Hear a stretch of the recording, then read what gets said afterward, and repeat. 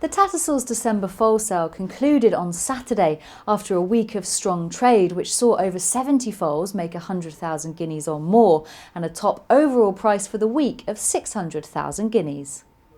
Having sold the session-topping baited breath colt on day 2, it was Laundry Cottage stud and consigner Jamie Railton who topped the bill again on the final day, selling a Far colt out of Duchess of Fife for 110,000 guineas. Like the 185,000 guineas offering on day 2, which was bought by Peter and Ross Doyle for the Morin brothers, it was the same purchasers who struck for today's highest price lot, seeing off Tally-Ho to secure the offering and end the week as the sale's leading purchasers. Coming your way at 110, all done and sold at 110.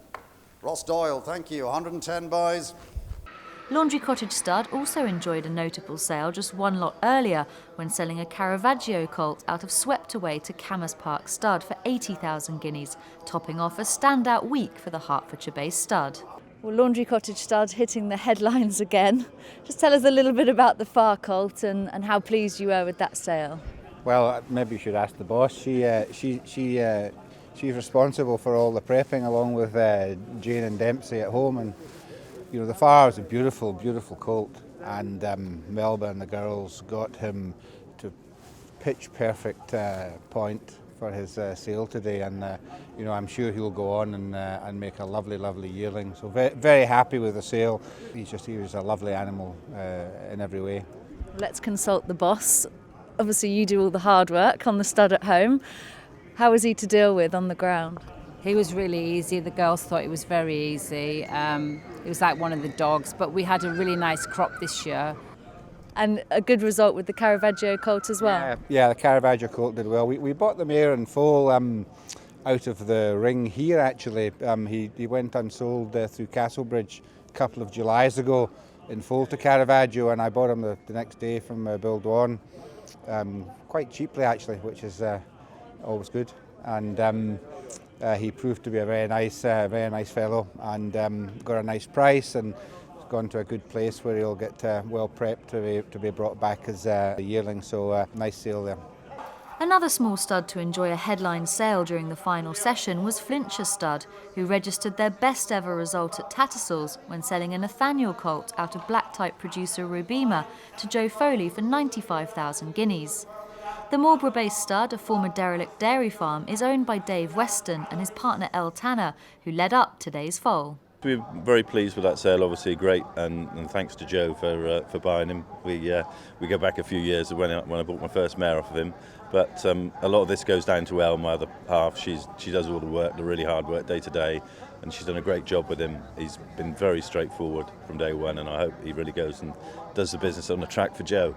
Lot 1113, a Ulysses colt from Westmore Stud, also proved popular on the final day when selling to Paul McCartan of Ballyphillip Stud for 90,000 guineas. Hailing from the family of Jessica Harrington's Group 1 winner Albina, the son of the dual Group 1 winner Ulysses was one of 12 to sell this week from the exciting Cheveley Park Stud first crop sire. I've looked at all the 17 foals selling this week by Ulysses, and as a stamp, he very much stamps them, and they're very good, well-balanced, athletic individuals. And this particular colt ticked all the boxes. Had great bone, a lovely attitude, good movement, and he looked a real progressive type. I know the mare is a beautiful-looking mare, and certainly we're impressed with what we saw today, and obviously bought by Paul McCartan, a great judge. After another busy week of sustained strong trade, Tattersalls marketing director Jimmy George gave his view of the final results. At the conclusion of the 2019 Tattersalls December foal sale, we can reflect on a good sale overall. We saw really good demand for quality foals from start to finish. The average price was second only to last year's runaway record, so that's a good result for all concerned. And we had 14 lots make 300,000 guineas or more, which again, second only to last year's runaway record-breaking December foal sale. So yeah, pretty solid stuff from start to finish. It was great to see this year people so well rewarded with quality foals, and but also good to see new faces competing at all levels of the market. In particular, I think notable was on the back of the prolific buying by American connections in books 1 and 2 of the Tattersalls October yearling sale.